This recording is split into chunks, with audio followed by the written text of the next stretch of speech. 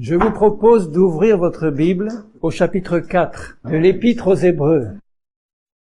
Craignons donc, tandis que la promesse d'entrer dans son repos subsiste encore. Alors ça, c'est pour les cœurs agités. S'il y a un cœur agité ce soir parmi nous, là, il y a quelque chose pour lui. Il y a une promesse d'entrer dans le repos de Dieu. Donc, un cœur agité, mais pas incrédule. Qu'aucun de vous ne s'en trouve exclu. Vous savez ce que ça signifie, exclu? Vous avez déjà passé des examens, vous êtes allé devant la liste, le cœur battant, et puis vous avez la liste des admis, et puis la liste des exclus. Si ça vous est arrivé, vous pouvez penser à ce que ça veut dire, ça. Exclu, ça veut dire que Dieu a fait passer l'examen et il a dit inapte, exclu.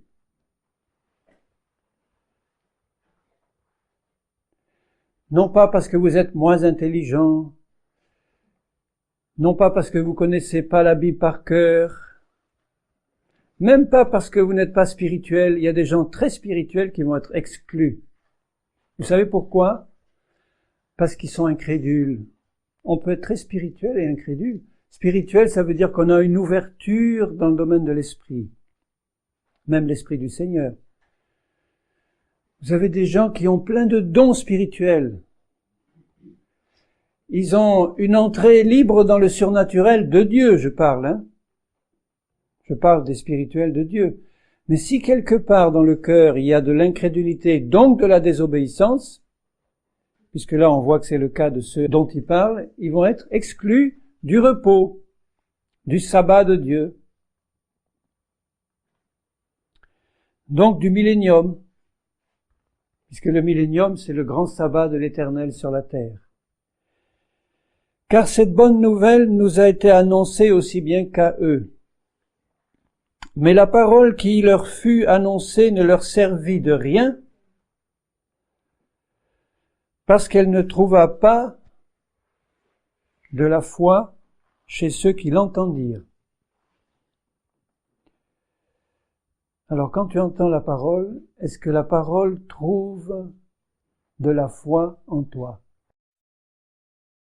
La parole ne trouva pas de la foi chez ceux qui l'entendent. Vous savez que la parole de Dieu est vivante. Donc quand la parole de Dieu nous vient du Seigneur, la parole qui est esprit et vie, la parole c'est Jésus. Quand on annonce la parole, c'est Jésus lui-même qui vient dans sa parole. Vous avez réfléchi à ça? Chaque fois qu'on annonce la parole, comme la parole est une avec Jésus, qu'elle sort du cœur de Jésus, que Jésus est la parole de Dieu, et cette parole c'est celle de Jésus, quand on annonce la parole, c'est Jésus qui vient avec sa parole. Et Jésus regarde immédiatement dans ton cœur, et si la parole voit qu'il n'y a pas de foi dans ton cœur, elle ne peut produire aucun résultat en toi. Et la foi, c'est l'obéissance. Bien sûr, la définition de la foi, c'est la ferme certitude des choses qu'on entend, enfin qu'on n'a jamais vues, mais qu'on espère. Donc tu peux pas avoir de ferme certitude dans cette parole si tu n'as pas un cœur obéissant. Là, il parle des incrédules. Mais vous pouvez mettre une grosse équation au tableau noir. Incrédulité égale désobéissance. Quelquefois, on n'arrive pas à bien comprendre comment la foi marche. Il y en a qui ont la foi, qui n'ont pas la foi. Mais c'est très simple. Si vous associez la foi à l'obéissance, et si vous associez l'incrédulité à la désobéissance, vous comprenez mieux. Ces gens-là n'avaient pas la foi. Pourquoi? Parce qu'ils étaient incrédules. Pourquoi? Parce qu'ils étaient désobéissants. Ce qui compte à Dieu, c'est d'avoir dans son troupeau des brebis qui lui obéissent de cœur, par amour. Il y a plein de brebis du Seigneur qui exercent des dons spirituels, qui ont reçu des choses fantastiques du Seigneur, des talents, et puis qui ont une racine de désobéissance dans leur cœur. Leur obéissance est allée jusque-là, et pas plus loin. Il ne doit pas y avoir de limite à notre obéissance. Il y en a qui s'arrêtent, et vous savez qu'est-ce qui nous empêche d'aller jusqu'au bout de l'obéissance? C'est la peur de mourir. Oui, la peur de t'étaler sur la croix pour que l'épée du sacrificateur fasse une séparation en toi entre l'âme et l'esprit. Vous voyez comment Jésus est allé au sacrifice. Personne ne l'a forcé. Il aurait pu crier à son Père céleste, envoie-moi 12 légions d'anges, il y aurait envoyé aussitôt et on aurait tous été perdus. Donc Jésus y est allé volontairement, et je suis sûr, bien que ce soit pas écrit dans la Bible, mais que quand les soldats romains, au dernier moment sur le mont Golgotha, l'ont pris, quand ils l'ont déchargé de cette croix, qu'ils ont mis la croix par terre, et que ils ont entraîné Jésus pour l'allonger sur la croix, je suis sûr qu'il n'a pas résisté un instant. Il s'est pas laissé tirer comme ça en disant « Ah, non, non, non ». Il a combattu à Gethsémane, il a pleinement accepté la volonté du Père, et il y est allé de lui-même. Ça a peut-être même étonné les soldats romains, parce que d'habitude, les condamnés à mort sur la croix, il fallait plutôt les tirer pour les clouer dessus. Il y est allé de lui-même. Il s'est allongé sur cette croix, et le bourreau a pris des clous, et il l'a cloué. Et Jésus savait que, à partir du moment où il était là cloué sur la croix, il n'y avait qu'une seule issue, c'était la mort. Il n'y avait pas d'autre solution pour lui. Et vous savez pourquoi Jésus, Fils de Dieu, fait homme, a eu cette foi fantastique. C'était pas seulement parce qu'il était Fils de Dieu, donc il serait quelque part un peu à part et que nous, on pourrait jamais avoir cette foi-là. C'était parce qu'il était obéissant à son Père. Obéissance égale foi. L'obéissance de cœur, bien sûr. Parce qu'il a compris qu'en dehors de la volonté du Père, il n'y a pas de paix possible pour nous. Combien de chrétiens sont sans paix, dans l'inquiétude, pour tout? Eh bien, moi, je t'engagerai, mon bien-aimé frère ou ma bien-aimée sœur, si c'est ton cas, à regarder dans le fond de ton cœur à la lumière du Saint-Esprit, s'il n'y a pas des racines de désobéissance par rapport à la croix. Bien sûr, tu veux obéir. Tu veux obéir à tout, sauf à la mort. Quand Jésus te dit, bon, d'accord, tu as obéi à tout, tu as tout fait, mais il te manque une chose encore. Tu es chrétien, tu es né de nouveau, mais tu ne peux pas être mon disciple encore. Tu sais pourquoi? Parce que tu n'as pas accepté la mort de la croix. Tu n'as pas accepté la mort de ta vie personnelle propre. C'est ça la racine de la désobéissance et de l'incrédulité. Alors Jésus dit, mesure bien le coup. Tu n'es pas rentré dans la vie chrétienne pour avoir des encouragements. Tu n'es pas rentré dans la vie chrétienne pour faire des belles expériences, même spirituelles, pour avoir des visions. Les chrétiens, ils pensent souvent qu'à ça, des visions, des expériences. Ils sont tout contents quand ils ont une vision. Je dis merci Seigneur pour les visions. Je voudrais que vous en ayez tous les jours. Ils sont tout contents quand ils ont un songe de Dieu. C'est formidable des songes de Dieu, si on pouvait en avoir toutes les nuits. Mais c'est pas ça qui compte pour Dieu. Et si c'est ça qui compte pour vous, vous allez à la perte. Parce que si le malin voit que votre cœur désire avoir des expériences surnaturelles, ne vous inquiétez pas, il va vous en donner à l'appel. Tant que vous ne voulez pas vous allonger sur cette croix pour laisser le souverain sacrificateur vous couper par son épée, vous mettre à mort, la foi ne sera pas complète, l'obéissance n'ira pas jusqu'au bout, et le repos n'y sera pas. Pas de repos, pas de paix. Vous voulez rentrer dans la paix? Si je posais la question à tout le monde, qui veut rentrer dans la paix? Toutes les mains vont se lever. Je dis, bon, si tu sais que la paix dépend de la croix, qui veut aller sur la croix pour mourir jusqu'au bout? Les mains se lèvent aussi vite? Si tu lèves ta main, réfléchis bien parce que Dieu le voit. Et si tu lèves ta main dans ton cœur, Dieu voit que tu as levé ta main, il ne t'épargnera pas. Crois-tu que Dieu va avoir pitié de toi pour t'épargner en disant le pauvre, il va mourir sur la croix? Non, on ne peut pas lui faire ça. Comme l'apôtre Pierre disait à Jésus, mais non, jamais tu n'iras sur la croix. Moi vivant, je te défendrai jusqu'au bout, Seigneur, ils ne t'amèneront pas sur la croix. Et quelle est la parole de Jésus? Arrière de moi, Satan. Satan voulait empêcher Jésus d'aller à la croix, parce qu'il savait bien que si Jésus n'allait pas à la croix, l'humanité entière serait perdue, et le ministère de Jésus ne se serait pas accompli, c'est impossible. C'était impossible. Il fallait que Jésus aille jusqu'au bout. Est-ce que tu veux aller jusqu'au bout? Ça suffit des fausses onctions, des faux baptêmes du Saint-Esprit sur une chair non crucifiée. Un vrai baptême du Saint-Esprit viendra sur une chair crucifiée. Sinon, l'Esprit du Seigneur vient bien, mais comme l'Esprit du Seigneur nous amène toujours à la croix, que la croix et l'Esprit du Seigneur travaillent toujours ensemble, vous croyez que le Saint-Esprit va se satisfaire d'une vie sacrifiée à moitié?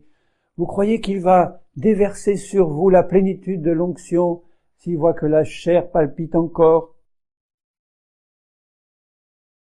Et il dit au verset 3, « Pour nous qui avons cru, nous entrons dans le repos. Selon qu'il dit, je jurai dans ma colère, ils n'entreront pas dans mon repos. »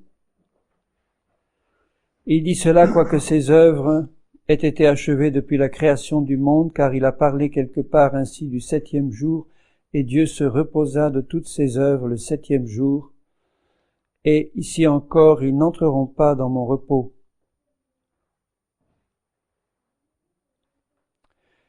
Jésus a été crucifié et il fallait qu'il soit crucifié avant que le sabbat commence, puisqu'il ne pouvait pas le faire pendant le sabbat. Le sabbat commence le vendredi soir. Donc c'était après la mort de Jésus que le sabbat a commencé. C'est une image pour nous aussi. Le vrai sabbat a commencé quand la mort de Jésus a été achevée complètement. Le repos du sabbat vient après la mort de Jésus. Et après, qu'est-ce qu'il y a eu? La résurrection de Jésus. C'est ça le repos. La mort n'avait plus de pouvoir sur lui. Il était passé par la croix. La résurrection lui était promise. Il en est de même pour toi et moi. N'essaye pas de manifester la vie de résurrection de Jésus. La grande puissance de Dieu, c'est pas les miracles, les signes et les prodiges.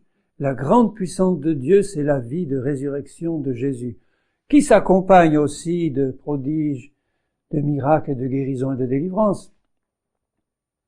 Mais il y a quelque chose d'abominable aux yeux du Seigneur, de voir son Église chercher à accomplir des grandes choses, des évangélisations massives, des prières pour les malades et des guérisons, des délivrances, on chasse les démons et on veut guérir tout le monde, et on obtient des résultats parce que Dieu est bon et compatissant. Mais c'est abominable aux yeux du Seigneur de voir son Église rechercher ces choses si elle refuse la croix, si elle refuse d'aller jusqu'au bout de la mort de la chair, si elle ne veut pas obéir jusqu'au bout, parce que la vie de résurrection, la bonne odeur de Jésus ne peut pas se manifester tant que la pourriture de la chair n'est pas morte et enterrée. N'essaye pas de te tromper toi-même. Tu ne pourras pas tourner autour de Dieu. Le passage est obligé. Si tu cherches autre chose, tu vas l'obtenir.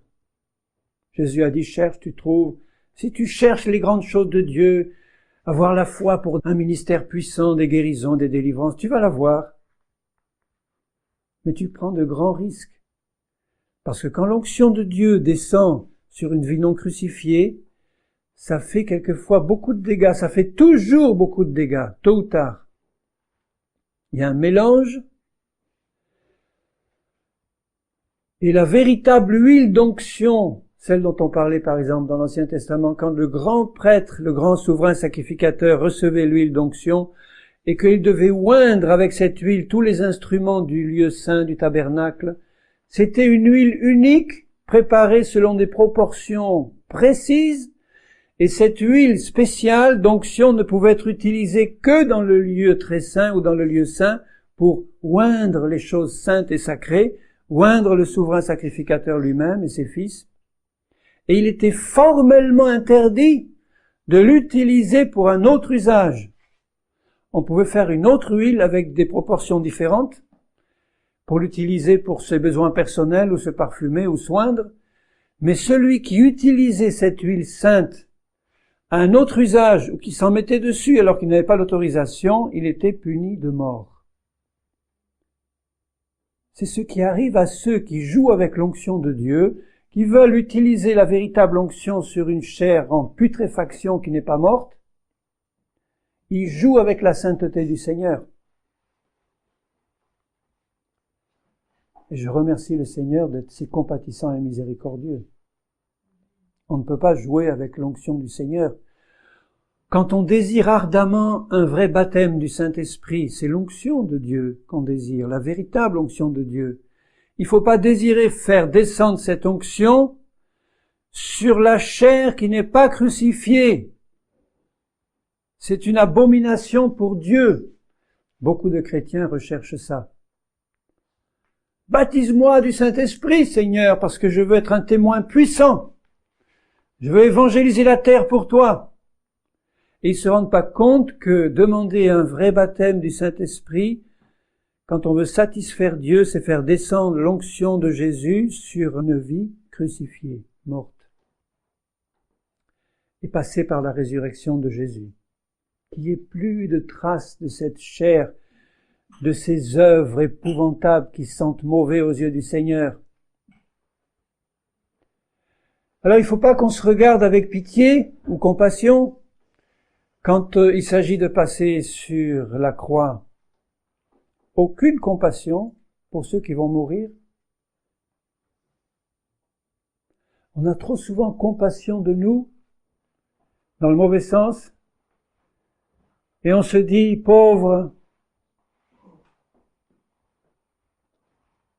tu peux quand même pas souffrir ça? Passer par la mort de la croix? Abandonner toute vie personnelle, tout désir personnel, toute possession personnelle, même si tu as un titre de propriété. Tu peux avoir un titre de propriété, mais dans ton cœur, aucun désir de propriété personnelle, parce que tu sais que ça appartient au Seigneur. C'est son argent, c'est de lui que c'est venu. Donc tu es libre dans le cœur. Tu es libre au point que si Dieu te le reprend demain, tu peux regarder le Seigneur avec confiance et dire, Seigneur, alléluia, tu as un meilleur plan pour moi. La croix est passée par là. Au verset 6, il dit, puisqu'il est encore réservé à quelques-uns. C'est pas des masses. Parce que nous sommes dans les derniers jours. Les derniers jours, je vous l'ai dit, ont commencé à la venue de Jésus. À la naissance de Jésus, les 2 derniers jours de la grande création de 7000 ans ont commencé. Il y a eu 4 jours avant la mort de Jésus qui sont passés. Il restait 2 jours de la semaine et ensuite un grand jour pour le millénium. Donc les 2 derniers jours représentent les derniers temps depuis la naissance de Jésus. Les 2000 ans que nous sommes en train de finir de vivre. Ce sont les 2 derniers jours de la semaine de 6 jours avant le repos du sabbat. Nous sommes donc à l'horloge de Dieu au soir du 6e jour. Le soir du 6e jour, c'est le vendredi. C'est le jour de la crucifixion. Avant le grand repos des 1000 ans, il va falloir que la véritable Église de Jésus passe absolument par là. Il faut que tu y passes. C'est une nécessité. Non pas parce que nous sommes le 6e jour, puisque les premiers chrétiens du début ont compris, les vrais ont compris qu'ils devaient, s'ils passaient par le grand repos de Dieu, accepter la crucifixion. Il est réservé à quelques-uns d'y entrer parce qu'on est dans les derniers temps que l'incrédulité et la désobéissance augmentent, que l'apostasie est là, que l'Église est dans les compromis jusqu'au cou. Pas la véritable Église de Jésus, mais l'Église visible, celle qu'on voit avec une grande croix là, dans les chambres ou sur la maison, ou sur l'Église. La véritable Église de Jésus, c'est celle qui accepte la croix et qui accepte la mort. Parce qu'elle sait qu'il n'y a pas de vie de résurrection sans cette mort-là, pas de repos, ni pour toi, ni pour les autres. Le fardeau le plus pénible dans une église, c'est un chrétien charnel qui n'a pas accepté la mort de la croix. Il a un fardeau pour les autres. Ceux qui sont spirituels vont supporter ce fardeau parce qu'ils ont la puissance du Saint-Esprit. Mais si tu veux être en repos pour les autres, il faut passer par la mort. Il faut que ce soit quelque chose de volontaire. Il n'y a pas de crucifixion forcée. Ne crois pas que si tu traînes les pieds, Jésus va te prendre et te tirer de force sur la croix pour t'y mettre. Non, tu vas rester là dans la chair et tu n'auras pas de repos. Tu pourras aller à toutes les réunions, faire partie de tous les groupes de louanges, faire toutes les activités chrétiennes, les groupes de jeunes, les groupes de vieux, les groupes de nourrissons, tout. Tu pourras participer à tout. Jamais tu n'auras le repos. Jamais, jamais. Jamais tu seras une source de repos pour les autres. Donc il faut que tu ailles vers Jésus. Vous savez que le Seigneur Jésus, c'est le grand souverain sacrificateur. Dans la Bible, dans l'Ancien Testament, c'est lui qui égorgeait les sacrifices. C'est lui qui prenait les agneaux qu'on amenait pour les égorger et verser le sang. Jésus est le souverain sacrificateur, c'est lui qui met à mort par le Saint-Esprit. Le Saint-Esprit de Dieu est la puissance de Dieu pour nous mettre à mort. Parce que le Saint-Esprit travaille avec la croix. Et quand tu réalises cette nécessité de passer par la mort, parce qu'il y en a assez d'une vie psychique, d'une vie sentimentale, religieuse, chrétienne, Dieu en a assez. Le monde en a assez. L'Église en a assez. Apparemment, il y en a qui n'en ont pas assez, eux. Ils veulent pas. Ils sont prêts à tout, sauf à ça. À se laisser mettre à mort par le souverain sacrificateur. Le souverain sacrificateur, Jésus, est le seul habilité à vous mettre à mort si vous allez volontairement à lui, en lui disant « Seigneur, j'ai compris ». On a intérêt à comprendre ça dès les premiers jours de notre vie chrétienne. Il y a des chrétiens qui ont 20 ans de conversion qui ne l'ont pas encore compris. Ou bien on leur a jamais expliqué, ou bien quand on leur a expliqué, ils ne l'ont pas accepté. Mais en tout cas, ils sont encore, après 20 ans de vie chrétienne, au petit lait de la parole. Ils n'ont pas mangé le beefsteak de la crucifixion. Ils n'ont pas accepté la mort de la croix. Et ils sont toujours aérés dans le désert sans repos. Certains en criant à Dieu, en disant « Seigneur, mais quand vas-tu me délivrer ?» Alors que Dieu a tout prévu, il a dressé cette table. Pour aller à cette table, il faut passer par la croix. Toutes les grandes bénédictions de Dieu que tu recherches tant dans ta vie, que Dieu pourvoit tous tes besoins avec abondance, c'est à la croix que ça t'a été acquis et c'est par ta mort à la croix que tu vas libérer la grande bénédiction de la vie de résurrection. Tu comprends ça? Ne tarde pas à demander à Jésus qu'il te mette définitivement à mort. C'est toi qui dois lui demander. Il ne te forcera pas. Si tu lui dis, Jésus, j'en ai assez de tourner en rond, à jouer aux chrétiens, je pourrais dire tout simplement, alors que ta vie de résurrection n'y est pas dans sa vérité, alors que le véritable baptême du Saint-Esprit n'y est pas. Bien sûr, tu parles en langue, tu prophétises, mais le vrai baptême du Saint-Esprit, c'est bien plus que ça. C'est la mort de la croix et la vie de résurrection de Jésus, qui viennent en abondance sur un être crucifié, où la chair n'a plus son mot à dire, où c'est terminé avec la vie passée, où on n'est plus à faire des introspections sur ton enfance malheureuse et sur les démons que tu as reçus dans le ventre de ta mère. C'est fini, c'est enterré tout ça. C'est terminé. Faut passer à autre chose de plus substantiel, la vie de l'esprit, la nouvelle vie en Christ qui passe par la croix, la mise à mort. Alors pour être mis à mort, tu sais ce qu'il faut faire? Il faut que tu saches que c'est nécessaire, que c'est impossible d'être disciple de Jésus, d'avoir la paix, sans passer par la mort. Jésus te dit, c'est la mort de la croix. Tu peux imaginer ce que ça peut être, mais c'est pas s'imaginer ce que ça peut être qui compte. C'est y passer, effectivement. Même si tu ne sais pas comment ça va se passer. Si de tout ton cœur, tu passes par ton Gethsémané. Vous savez ce qui s'est passé à Gethsémané, ce combat? Seigneur, si cette coupe pouvait s'éloigner de moi. Toutefois, Père, non pas ma volonté, mais la tienne. Une fois, 2 fois, 3 fois, c'était dur même pour Jésus. Il voyait cette mort horrible approcher, cette condamnation qui devait tomber sur lui, ces souffrances épouvantables. Et tu crois que ça va te coûter moins que ça, toi? Tu crois que tu vas pouvoir aller à la croix, la fleur à la bouche, en chantant gaiement? Tu vas chanter après. Avant, il faut passer par ton Gethsémané pour dire « Seigneur, je mesure le coût ». Tu vois, la croix, c'est pas des persécutions, des incompréhensions, des rejets, c'est pas ça.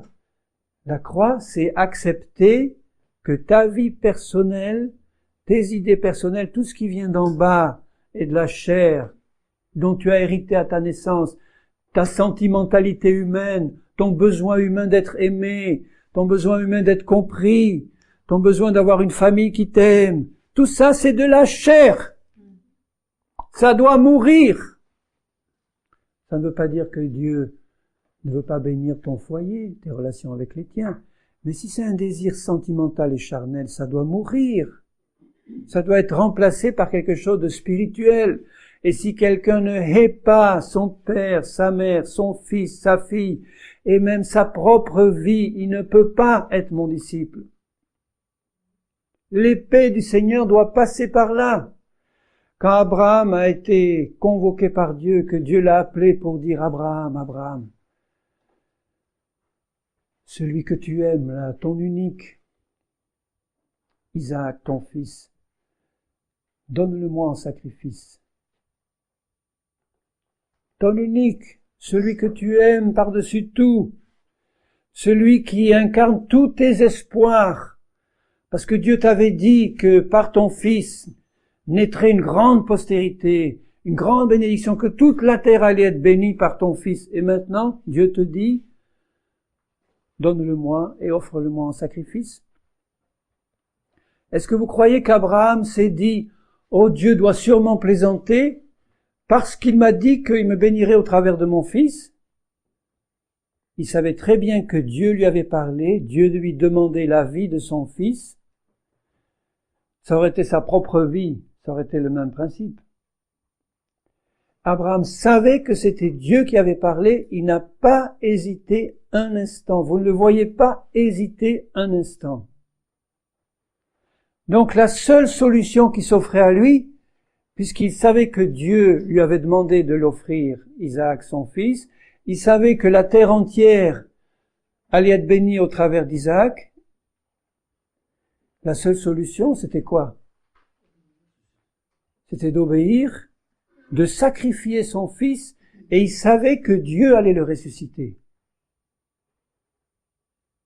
Il savait ça, mais il fallait le sacrifier. Tu l'aurais fait ça, même si tu savais que Dieu allait ressusciter ton enfant. Tu aurais pris le couteau pour le mettre sur l'autel et lui plonger le couteau dans le cœur, parce que Dieu te le demandait, pas spirituellement parlant. Maintenant, il nous demande plus ça de cette manière-là. Mais il y a tout un message spirituel qu'il nous donne. Donc il n'y avait qu'une solution pour Abraham, c'est le faire en sachant que Dieu allait le ressusciter. Quand il dit à son serviteur, il dit, reste là, nous allons aller avec le jeune homme jusqu'au mont Morija, et nous reviendrons.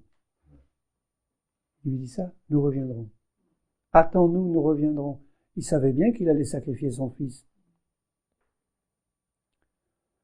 C'est ça, accepter la mort de la croix, c'est accepter de tout y mettre et de passer par cette mort horrible pour savoir que la vie de résurrection est derrière et que nous allons retrouver non pas le même, mais nous allons retrouver une vie impérissable et nouvelle que nous n'avons jamais connue avant de cette manière-là.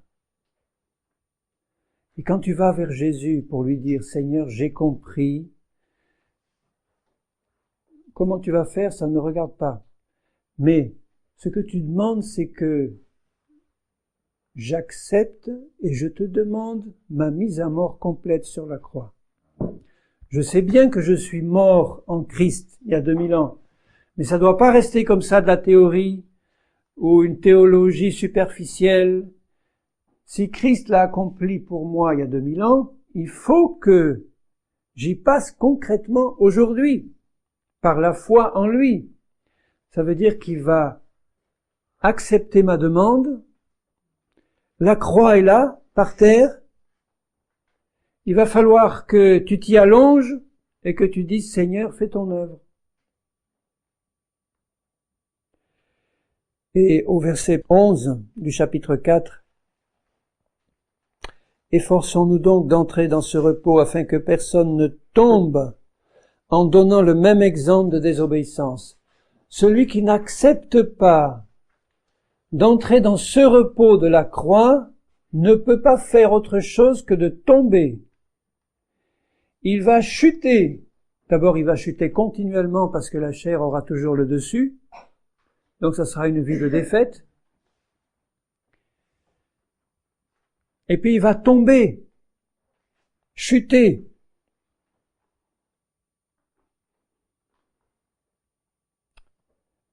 Par sa désobéissance, parce que c'est la volonté de mon Père Céleste pour chacun de nous. Car la parole de Dieu, donc Jésus, vous savez dans l'Apocalypse comment Jésus est décrit quand il se présente à Jean, il est décrit comme des yeux avec une flamme de feu, une chevelure flamboyante comme blanche comme la neige, et une épée aiguë à 2 tranchants qui sort de sa bouche. La parole vivante de Dieu qui sort de la bouche de Jésus. La parole de Dieu est une épée. Et cette épée, avant de la prendre pour lutter contre Satan, puisqu'elle fait partie de l'armure du chrétien dans Éphésiens 6, quand il s'agit de lutter contre les dominations, les autorités, c'est la même épée qui d'abord va te transpercer avant que tu puisses vraiment t'en saisir pour lutter contre ces dominations, ces autorités. Si tu n'es pas transpercé par cette épée avant que tu la prennes pour lutter contre les esprits, ils vont se moquer de toi parce qu'ils verront que tu n'es pas crucifié. Tu seras un jouet entre leurs mains. Celui qui est crucifié, qui prend l'épée et qui s'engage dans le combat, esprit contre esprit, celui-là peut avoir la victoire. Parce que l'ennemi n'a plus de prise sur lui. Et quand il dit, la parole de Dieu, verset 12, est vivante et efficace. Donc Jésus est vivant et il est efficace. Si tu te donnes à lui, offrez vos corps comme un sacrifice agréable à Dieu. Romains 12. Offrez vos corps. Le péché habite dans le corps, la chair, elle habite là-dedans. Offrez vos corps comme un sacrifice agréable. Le seul sacrifice agréable que tu peux présenter à Jésus, c'est un corps destiné à être mis à mort. Tout autre sacrifice de ton corps n'est pas agréable. Seigneur, je t'offre mon corps pour que tu me donnes une bonne santé. Seigneur, je t'offre mon corps pour que tu le renouvelles et que j'ai toutes mes capacités pour chanter, pour travailler pour toi, pour vivre, etc. Non, d'abord, tu l'offres pour être mis à mort, avec ses passions, avec ses désirs grossiers, mais ses désirs subtils, de la chair, de l'âme humaine. Tu veux que Jésus te montre quels sont les désirs subtils de l'âme humaine? Demande-lui. Montre-moi, Seigneur, tout ce qui vient de la chair, tout ce qui doit être crucifié, tout ce qui sort d'en bas, tout ce qui n'est pas agréable que tu veux voir tuer à la croix. Tant que tu vas t'accrocher au moindre de ces désirs, tu n'es pas encore passé par la mort. Tu es encore dans la désobéissance, dans la rébellion, parce que la volonté du Père, c'est que tu y passes. Pourquoi? Parce que sa grande bénédiction doit passer par là. Sa grande bénédiction passe par ta mort. La vie de résurrection de Jésus passe par ta mort en lui. Et concrètement, tu crois que ton Père céleste ne veut pas te bénir au-delà de tout ce que tu peux imaginer? Il faut pas vouloir, comme on dit, le beurre et l'argent du beurre. Je veux bien la grande bénédiction de Dieu, mais je veux aussi garder ma vie personnelle, mes désirs personnels, ceux que je caresse. Ils viennent d'en bas. Tu peux pas avoir les deux. Tu choisis. Ou tu veux que Dieu te bénisse, te donne ce qu'il faut pour vivre, te donne ta bénédiction, réponde à tes problèmes, réponde à tes questions, etc.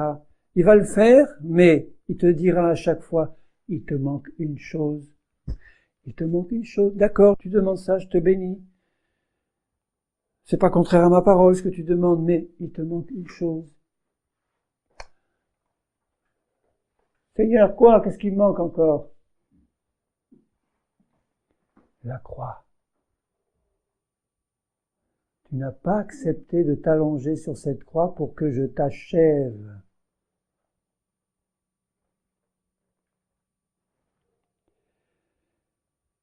La parole de Dieu est vivante et efficace, plus tranchante qu'une épée quelconque à 2 tranchants, pénétrante, jusqu'à partager âme et esprit. L'âme, c'est la chair. C'est tout ce qui vient d'en bas qui est symbolisé par ce mot-là, âme. C'est tout ce qui est du bas, de la nature humaine, terrestre. L'esprit, c'est ce qui est d'en haut. Alors Dieu veut pas que ça soit mêlé pour que ça fasse un abominable mélange informe. Il veut que ce soit pur, sans ride ni tache. Donc le sacrificateur s'approche parce que tu lui as demandé, tu as dit Jésus, mets à mort tout ce qui est de l'âme, sépare, tranche. Tu t'allonges toi-même sur la croix sans que personne te force et tu dis Jésus, fais ton œuvre. Vas-y. Je l'ai accepté volontairement, je l'ai accepté pleinement, je te l'ai demandé, je sais que c'est la volonté du Père, je sais que c'est ta volonté, je sais qu'il ne peut pas y avoir de repos ni de vie abondante sans une mise à mort complète.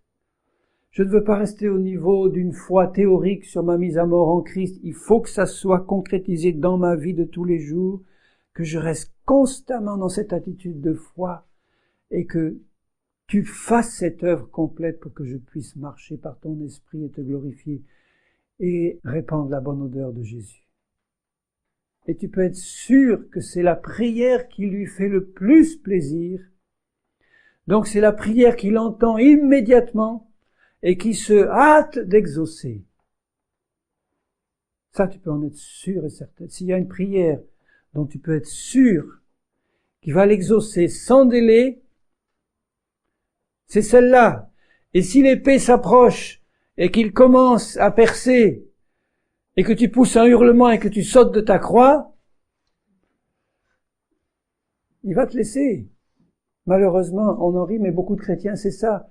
Ils ont demandé de tout leur cœur et puis l'épée de Jésus a commencé à travailler, à trancher entre l'âme et l'esprit, à révéler ce qui est charnel et à le dire, lâche-le-moi, donne-le-moi maintenant, offre-le-moi en sacrifice, allez. Et il commence à couper, et on commence à crier parce que ça fait mal. Stop! Il va arrêter le Seigneur. Il a besoin que tu collabores jusqu'au bout. Il ne faut pas croire que le Seigneur Jésus, simplement parce qu'il était cloué sur cette croix, n'aurait pas pu se détacher immédiatement par sa toute-puissance. Une parole aurait suffi, il se serait immédiatement détaché de la croix s'il avait voulu, et il en serait sorti tout seul, sans problème. S'il y est resté, c'est que à chaque seconde qui passait, il a accepté d'y rester pour que l'œuvre se fasse jusqu'au bout. Il n'est pas descendu parce que ça faisait trop mal. Il a accepté d'aller jusqu'au bout. Et en vue de la joie qui lui était réservée, Donc tu vois, si tu te contentes de voir l'atrocité de la mort sur la croix, tu vas reculer. Mais si tu vois la joie qui t'est réservée, de la vie de résurrection qui t'est promise, de l'héritage complet qui t'attend, de tout ce que Dieu a préparé pour toi,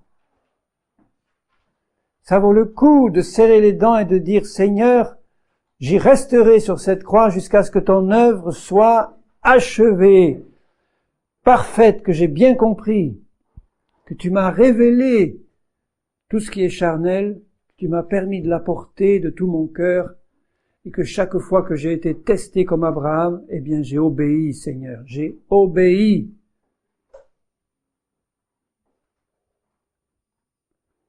Quand il dit « charge-toi de ta croix chaque jour », ça veut dire quand tu sais que Dieu te demande quelque chose et que toute ta chair refuse, que tu dis quand même « j'ai compris, Seigneur, je vais t'obéir. Je t'obéis, Seigneur. » Là, tu restes sur la croix. Et Jésus peut continuer à te révéler d'autres choses à faire parce qu'il a vu qu'il pouvait avoir confiance en toi. Tu ne t'es pas retiré à la lumière qu'il t'a donnée, tu as accepté de marcher. Tu n'as pas dit non, 90%, mais ces 10% là, Seigneur, permets-moi de le garder pour moi. Il me faut quand même un peu de distraction, de repos charnel. Non, c'est du 100%. 100%.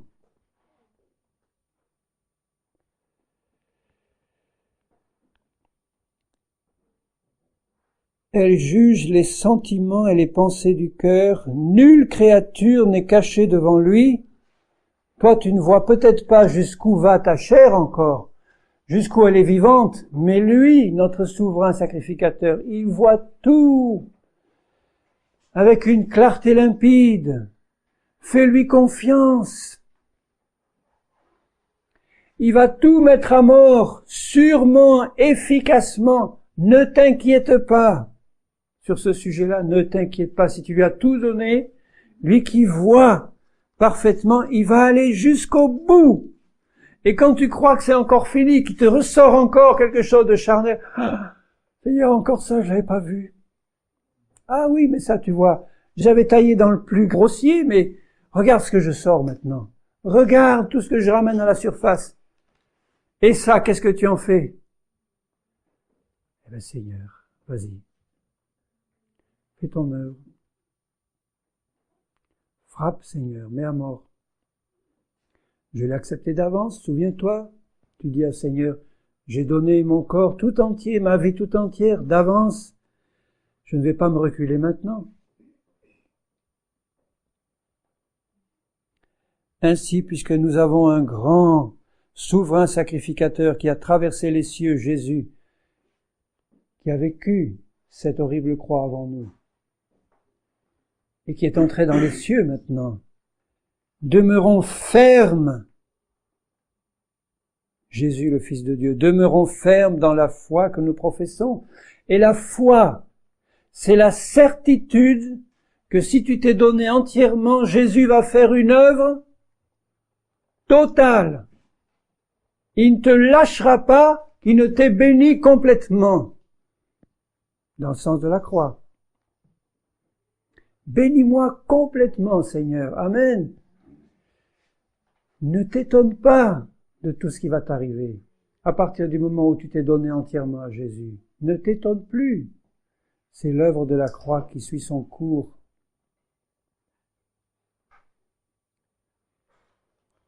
Demeurons fermes dans la foi, car nous n'avons pas un souverain sacrificateur qui ne puisse compatir à nos faiblesses. Il va compatir, le Seigneur, s'il voit que tu es un peu faible dans l'acceptation de cette croix parce que c'est vraiment pénible. La croix, c'est un instrument épouvantable, c'est horrible. Et notre chair, quand elle voit ça, elle frémit. Et Jésus, il va avoir compassion de toi au sens qu'il va te tenir, il va t'aider, il va te soutenir pour que le travail de la croix se fasse complètement. Il te tiendra non pas pour que tu survives, il te tiendra non pas pour avoir pitié de toi, de tes souffrances, pour arrêter le travail de la croix, il te tiendra pour que tu aies la force, comme Simon de Cyrène a aidé Jésus à porter sa croix, il fallait qu'il soit humain à 100% pour que, eh bien, ce Jésus bien-aimé sera comme ce Simon de Cyrène qui va t'aider à porter ta croix pour que tu ailles jusqu'au bout. Amen. Et c'est ça la compassion de Jésus. Au contraire, il a été tenté comme nous en toutes choses, sans commettre de péché, c'est-à-dire sans désobéir à son Père, sans désobéir en rien. Approchons-nous donc avec assurance du trône de la grâce. Vous voyez, quand c'est pris dans le contexte de la croix, comment on peut le comprendre? Si vous le prenez de manière charnelle, approchons-nous du trône de la grâce pour être bénis en tout, pour avoir un bon compte en banque, la prospérité chrétienne et la santé divine et la délivrance de tous vos démons. Approchez-vous du trône de la grâce, il va vous bénir le bon Jésus. Mais là, dans ce contexte, c'est un contexte de croix. Ça veut dire que le trône de la grâce, c'est le trône devant lequel s'est présenté Jésus à Gethsémani, où il a été soutenu par son Père céleste, par des anges qui lui ont envoyé, par la grâce de Dieu pour aller jusqu'au bout de la croix. C'est la grâce de Dieu qui va te soutenir. C'est la grâce de Dieu qui va te tenir tout pantelant. Encore 3/4 mort, mais pas tout à fait. La grâce de Dieu va te tenir pour que ça aille jusqu'au bout.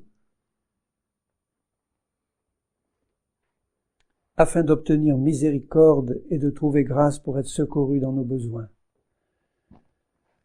Seigneur, j'ai besoin de la vie de ton Esprit. J'ai besoin d'un vrai baptême de ton Esprit Saint. J'ai besoin de ta présence dans ma vie à 100%. J'ai besoin d'être dirigé par ton Esprit Saint dans ce monde de ténèbres. J'ai besoin qu'il n'y ait plus rien de charnel qui vive en moi. J'ai besoin de voir Jésus manifester. C'est le but du Seigneur, de manifester Jésus en toi. Et tu crois que ça va pas passer par la croix? Donc ne t'inquiète pas. La seule chose dont tu as besoin de t'inquiéter aujourd'hui, c'est d'une hésitation à dire à Jésus, fais ton travail complet. Si tu hésites, c'est que tu as encore un cœur rebelle et désobéissant. Pas de repos pour toi tant que tu n'as pas accepté. Et ça sera une suite d'épreuves aussi pénibles les unes que les autres, pas l'épreuve de la croix, une épreuve pour que tu viennes à comprendre qu'il n'y a pas d'autre solution que de plier le genou devant Dieu en disant « Fais ton œuvre, souverain sacrificateur, tue en moi tout ce qui est vie propre, vie charnelle, vie du corps, vie de l'âme, vie d'en bas. Montre-moi tout ça, Seigneur. Ouvre mes yeux spirituels que je vois. Et je veux t'amener tout ça pour que tu le mettes à mort. Et je te fais confiance, tu vas le faire. Il va le faire. Tu es d'accord? Alors n'aie pas peur de souffrir. Tu seras soutenu par la grâce de Jésus. Il te tiendra pour que tu ailles jusqu'au bout et la vie glorieuse de résurrection se manifestera avant même que Jésus revienne. Et là, tu vas être vraiment utilisé par Jésus, dans la vérité et dans la sainteté, parce que tu as un cœur obéissant. Jésus, quel merveilleux programme que le tien. C'est sûr que ça passe par de grandes souffrances, Seigneur, parce que la chair ne veut pas mourir. Tu as connu ces souffrances, mais tu as accepté la volonté de ton Père. Et tu es là tout prêt à nous aider. Tu veux vraiment un peuple rempli de ta vie et de ton esprit. Et Seigneur, ce soir, toi qui vois le secret des cœurs, tu vois encore s'il y en a ici qui hésitent ou qui ont tout abandonné, sauf cette chose-là. Seigneur, je te prie de parler à chacun pour que nous puissions tout abandonner, renoncer à tout de tout cœur et à notre vie propre pour te laisser agir et manifester ta vie glorieuse. Seigneur, nous savons qu'il n'y a pas de repos sans cela et qu'il y va de ta gloire la plus grande, celle de la manifestation des fils et des filles de Dieu. Aussi ma prière, Seigneur, c'est que tu persuades les cœurs par ton Saint-Esprit, que tu fasses comprendre qu'il n'y a pas d'autre solution, que c'est ta solution divine et qu'elle est parfaite, elle est bonne, agréable, parfaite, et que nous puissions l'accepter avec reconnaissance. Seigneur, manifeste-toi, parle au cœur, et que ce soit ce soir quelque chose de nouveau pour chacun de nous. Cette compréhension de la croix, cette acceptation de ton œuvre et la gloire qui en découle. Père Saint, c'est ce que je te demande au nom de Jésus-Christ. Amen.